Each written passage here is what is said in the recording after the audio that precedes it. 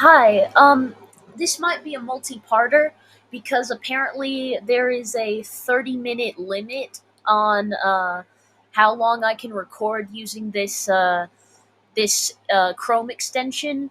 I think that's what it is. Yeah, this is a Chrome extension I'm using called Vidyard to record my screen. I know that's not interesting. I'm just making it clear. Like I would do one long video if I could, but unfortunately, I can't. There's a limit. So I don't make the rules. They do. You know, I'm not sponsored by Vidyard. Obviously, I just use their thing because it fucking works and it's free. So yeah, but let's not waste any more of our precious time. Let's just jump into it, as they say. So this is about the Small Faces, one of my favorite fucking bands in the world. They're super cool and great. They're from the 60s. They're genius and brilliant and perfect. And I'll just start reading it. um Small Faces were an English rock band. And by the way, I just want to make a critique here. That shouldn't say were. That should say was. Because even though the word faces is a plural word, when it's a title of a group, this when it says small faces, when it has those words put together and it's referring to a group, that's actually a singular uh what's it called? Subject. It's a singular tense or whatever you want to say because it's like the same thing as saying the word um everyone, because like even though that refers to multiple people, it's referring to them as a unit. And this applies to bands as well. So whenever you say the name of a band, don't say like Nirvana were, Pink Floyd were, Small Faces were. You should say was because it's singular. And yes, I've just wasted a fuck ton more time. Um, and maybe some people might disagree with me, but this is what I learned in school. So yep, it has absolutely nothing to do with the topic at hand. I'm terribly sorry, but I do not care though. Haha. Okay. Small Faces were an English rock band from London, founded in 1965. The group originally consisted of Steve Marriott, Ronnie Lane, Kenny Jones, and Jimmy Winston, with Ian McLagan replacing Winston as the band's keyboardist in 1966. The band was one of the most acclaimed and influential mod groups of the 1960s, recording hit songs such as Itchy Coo Park, Lazy Sunday, All or Nothing, and Tin Soldier, as well as their concept album Ogden's Nut Gone Flake. A fucking banger. Yes, indeed, it goes hard. The entire album. Well, I guess a few of the songs on there were kind of boring to me, but so many of them were fucking great. You gotta hear it. Get into it. Whoa, hey, turn up, okay? Fucking whip. I'm doing the whip. Whip. There, I whipped. Did you see the whip? Look, I'm gonna dab now. Look. Dab. Dab. I'm dabbing. Look at my dab. Behold, I dabbed. Okay. They evolved into one of the UK's most successful psychedelic bands until 1969. When Marriott left to form Humble Pie, kinda sucks by the way, Humble Pie. I mean, yeah, I don't like the music of Humble Pie, and I don't like the music of the Faces, which are about to be mentioned in this paragraph. Let me take a sip of water here for a moment, ladies and gentlemen, and folks that ain't ladies or gentlemen, folks that are something else. Y'all too. You're included. Damn. Fucking yeah.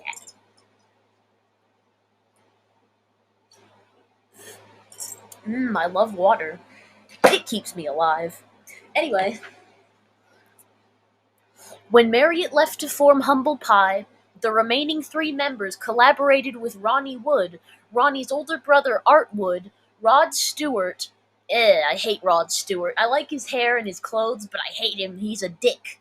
He's arrogant and not nice, and he's selfish. Anyway, um, and Kim Gardiner, briefly continuing under the name Quiet Melon, and then with the departure of Artwood and Gardner as Faces. In North America, Faces' debut album was credited to Small Faces. It's interesting how they call the Small Faces just Small Faces, and how they call the Faces just Faces, as in they don't say the at the beginning of either band's name. Uh, which is, it's cool, I guess, because like, oh, I mean, but I've always heard the Small Faces called the Small Faces and the Faces called the Faces. So I think it's kind of weird that Wikipedia is leaving out the word the. This is such a weird, unimportant thing to note. Like, it's not important at all. Literally, no one gives a shit, but I don't care. It's my channel. I do what I want. When Marriott left to form Humble Pie, the remaining three members collaborated with Ronnie Wood. Wait, I already read that. Shit. Following the breakup of both Faces and Humble Pie in 1975, the classic lineup of Small Faces reformed, consisting of Marriott, Lane, McLagan, and Jones, as after a re-release of Ichiku Park became a top 10 hit. Lane left shortly thereafter and was replaced by Rick Wills, later of Foreigner. This lineup, dubbed MK2? Is it MK2 or MK11? I I can't. I don't really know what that means, by the way. Like, that's obviously that's a title of something. That's some sort of thing, but I don't know if it's MK2 or MK11. I don't really know. Anyway, By Marriott recorded one album, Playmates, before recruiting Jimmy Kulak. I don't know if that's how you pronounce it. Is it Kulak? Is it Kulak? Is it Koloch? I don't fucking know. I don't know anything. Haha, hee hee. Both haha and hee hee at the same time, fucking simultaneously. Take that, yeah.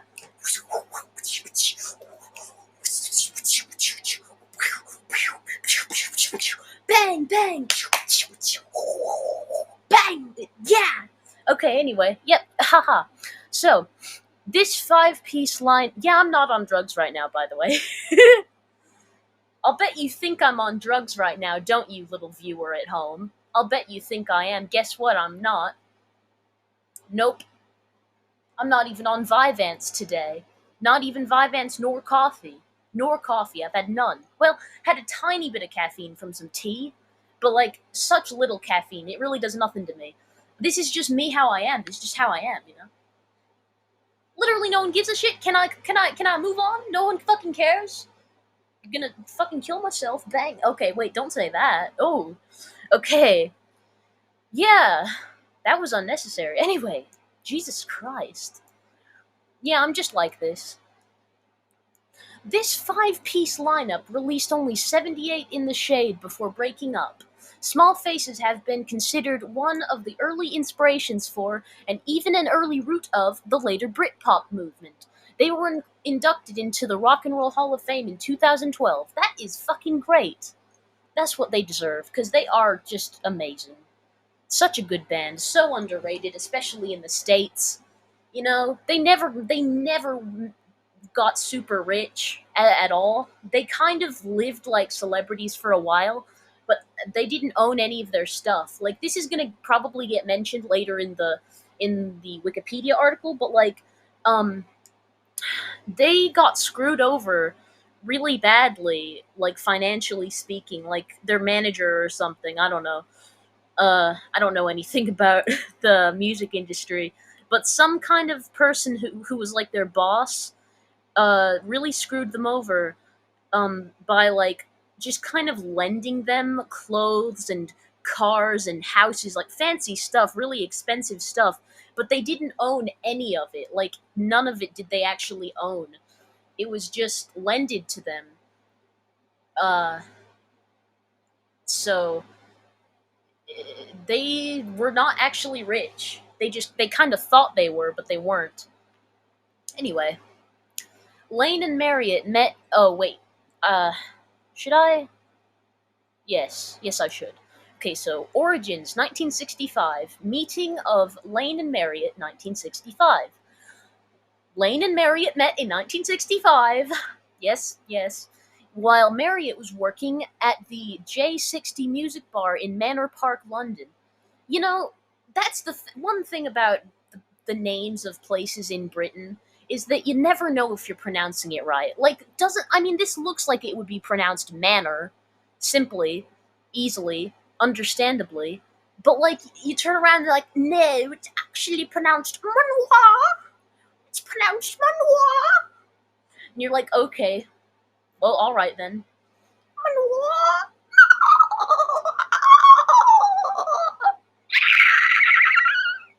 That's my impression of a British person. That's how they act.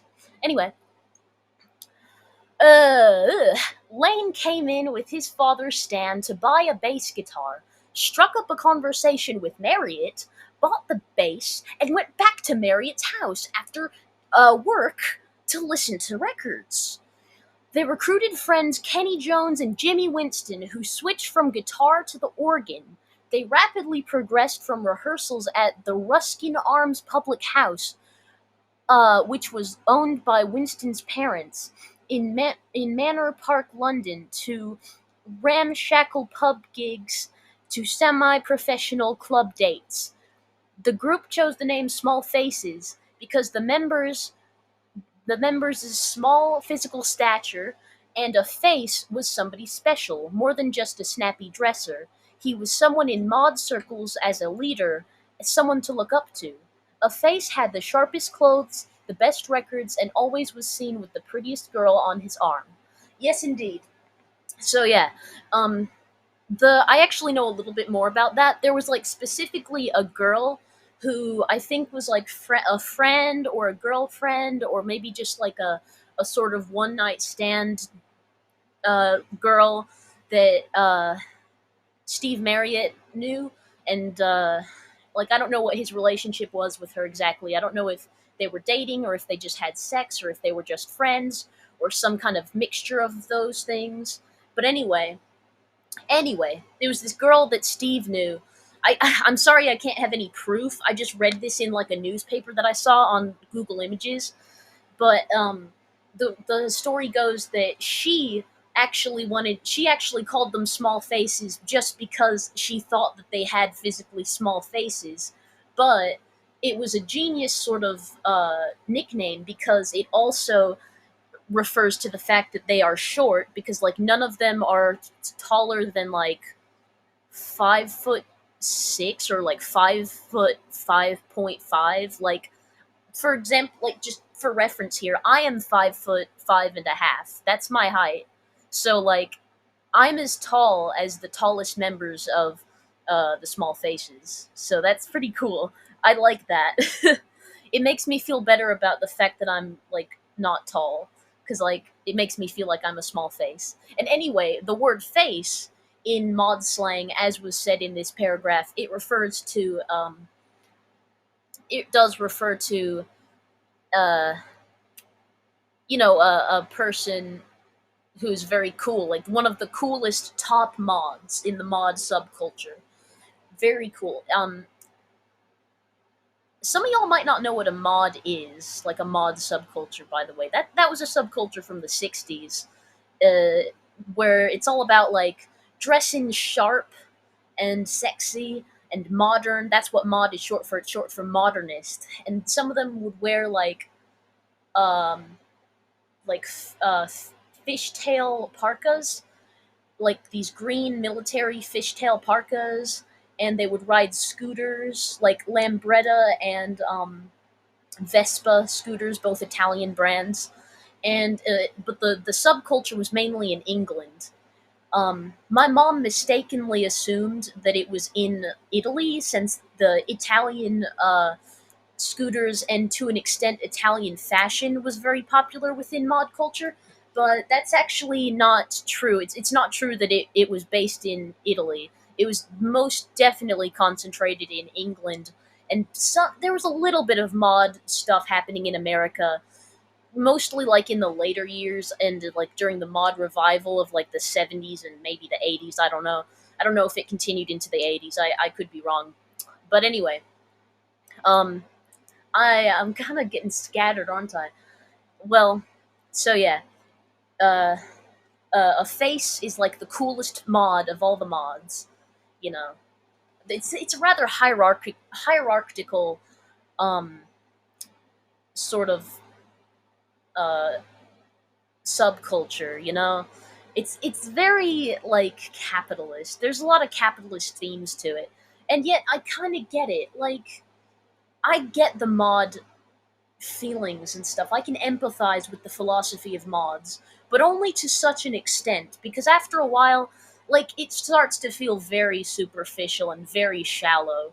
And that's why I could never be a full time mod. Like, I'm only a part time mod, but I could never completely 100% deep in my soul embrace modhood because a lot of it is just about how you look and being like superficially charming, like a like a sociopath. Um, yeah. So it's quite it's a lot of it is about being a consumer. Although there is a little bit of a punk edge, a punk like a punk esque aspect to mod modhood, which is that there you can do a little bit of DIY. Like they always put lots of patches on their parkas. They sew them on and they paint up their parkas with like different band names. A lot like how a punk would do that to their leather jacket or their denim jacket or whatever, you know. Um, and and I think that a lot of the stuff I think they would customize their own scooters themselves, you know, like I think it was a very DIY type operation. So they were kind of like there is a little bit of DIY essence involved. And in fact, I think I read before that like um that mods actually make a lot of their own clothing, or they did back in the mod days. They made their own clothing, or they would alter it themselves, like to make it perfectly fitting, because that is very important in the mod subculture to have clothes that are clean and that really fit you well. Like it's not enough for them to be like pretty and colorful or just interesting and smart and expensive. They have to be perfectly tailored, very clean and sharp and nice. Okay, like you can't be out here looking scruffy. You know, you gotta be out here looking clean, and that's interesting. But it's also kind of old timey. You know what I mean? Like to worry so much about how you appear hygienically is a bit. I mean, it's not like it ever went out of fashion per se, but I think to worry about it a lot is a very old timey thing. Like I think nowadays there have been a lot of trends that involve rebelling against the appearance of being perfectly clean cut. I mean, you know, there's ripped jeans. Ripped jeans are really popular, and having kind of messy hair. It's not mainstream to have messy hair, but there are lots of subcultures where it's very popular, like with punks um, and like emos and goths. Having like kind of spiky or like frizzy hair is kind of trendy, you know, as opposed to like really clean looking hair. Um, those are just a few of the examples, but yeah, I think that anyway. Anyway, let's just get back to reading, shall we? Early stage performances, 1965. The band's early song set. The band's early song set included R&B slash soul classics such as "Jump Back," James Brown's "Please Please Please," Smokey Robinson's "You've Really Got a Hold on Me," and Ben E. King's "Stand by Me." The band also performed two Marriott/Lane original compositions, "A Fast and Loud Come On Children" and the speed-enhanced E to D, in which Marriott would display his considerable vocal abilities in the guitar chord structure. On US compilation albums, the track is titled "Running Wild." Um, Marriott's unique and powerful voice attracted rising uh, attention.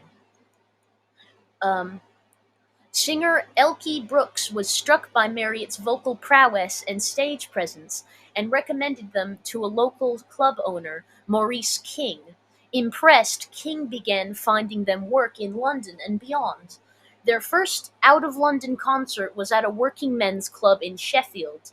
Since the crowd was mainly made up of teddy boys and hard drinking workers, the band were paid off or after 3 songs. Despondent. I don't really know what despondent means. We're gonna actually no. I think if I look up, if I open up another tab on my computer, I don't know what I could look it up on my phone.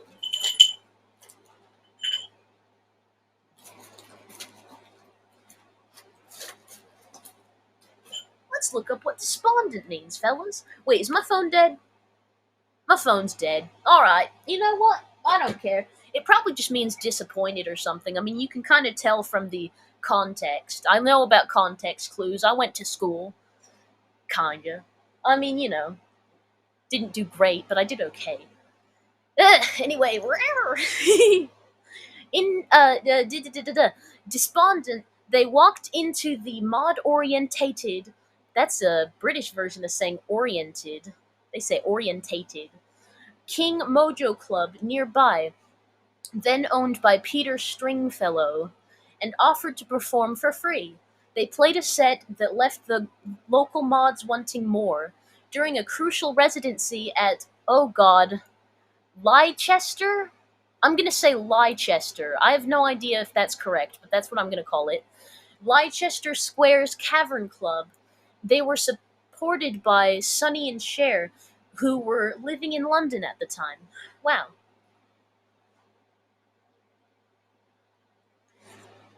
Alright. The Decca years, 1965 to 67. Signing to Decca and the first 2 singles, 1965. Um, the band signed a management contract with Management Impre- Impresario. Don't know what that means. Don Arden. Don Arden, huh? And they were in turn signed to Decca Records for recording. They released a string of high energy mod slash soul singles on the label. Their debut single was in 1965 with What You Gonna Do About It. That's a good song right there. A top 20 UK singles chart hit. Marriott and Lane are credited with creating the instrumental to the song, borrowing the guitar riff from the Solomon Burke recording, Everybody Needs Somebody to Love. The lyrics were co-written by Drifters band member Ian Samwell, who wrote one of the first British rock and roll records, Move It, and Brian Potter. The group failed to capitalize on the success of their first single with the follow-up, which was written by Marriott/Lane, the hard-edged mod number I've Got Mine. That song is okay. That's one of their okay songs. I don't dislike it. Sometimes I kind of get it in my head and then I want to listen to it. It's got an interesting kind of tone to it. It's like moody, as I heard Steve Marriott describe it as moody in an interview, and I would confirm that it is rather moody. Um, I think after I finish reading this article, by the way, I'm going to show you guys just a little bit of the Small Faces, like in interviews. I'm going to show you some Small Faces interviews, probably just interviews with Steve Marriott and with Ronnie Lane, because those are like the two main guys, you know. Um, they're like the two main guys of the band, I would say. Um, by the way, if you're curious, Steve is my favorite, and Ronnie's my second favorite, and then uh, Ian and Kenny, I don't really know much about them, so they're there too. You know, I think they're all pretty cute and pretty awesome. Like I respect them all. Um, and I really have this fascination with Steve Marriott. I might read his Wikipedia article after I like get done. I might I might read his Wikipedia article just itself, and I've read it before, but I might make a video about it because I love Steve. He is such a character. He's probably got like ADHD and like bipolar disorder and stuff. Like you can he doesn't seem normal, and I love it. And I mean, he's a troubled guy. Like he definitely dealt with mental health issues, but like It's just that when he was doing good, he was shining like a star. Like, he is such a character. He's got such heart and soul and humanity. Like, he's so down to earth. Like, you never. I mean, he literally he literally had a band called Humble Pie, because he's like a really humble guy. He is not this stuck up rock star who thinks he's better than everybody else. He's just like this guy who came from working class roots, and you know, as a result, he is a very hard worker. Like, he performs. He doesn't just fuck around, not give a shit about the audience. No way. Like, he loves the audience. And they love him, and he's very friendly. And he did say in some interviews that the attention he would get from like young teenage girls kind of made him uncomfortable a little bit. Like, they would scream and go crazy as they do, and that made him feel a bit scared. So that is a thing. But he was never ever cruel to the audience. Like, him and the boys, they were always absolutely fantastic performers. Very much Steve Marriott's a fantastic showman. He always he was giving us his all. He was really trying. I say us as if I've actually ever seen a, a live concert of the Small Faces, but I feel like I have. Like, I feel like I know this man, which is kind of bad because I don't. And that's called a parasocial relationship. And it's weird.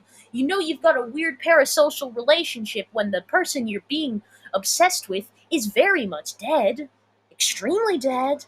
But that's how it is with me. It's hard, being a person who loved the old timey stuff.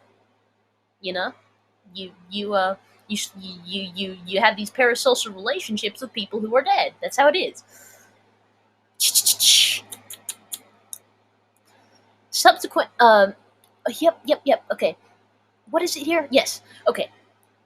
Uh, the band appeared as themselves in a 1965 crime film titled Dateline Diamonds, starring Kenneth Cope as the band's manager, and it featured the band playing their second single release. Arden thought that the band's song would receive public publicity from the film. However, the film's UK release was delayed, and I've Got Mine subsequently failed to chart despite receiving good reviews. Shortly thereafter, Jimmy Winston left the band for an acting and music solo career. He went on to succeed as an actor in TV, film, and became a successful businessman. In a 2000 interview, Kenny Jones said the reason Winston was fired from the band was because he got above his station and tried to compete with Steve Marriott. Ooh, you don't compete with Steve. You don't compete with Steve. Oh no, that's not what you do. That's not what you do. He's Steve. Winston subsequently said he left the group over conflicts between Arden and Winston's brother. And with that, I'm going to finish this recording because it's been almost half an hour, so I will continue in a part 2.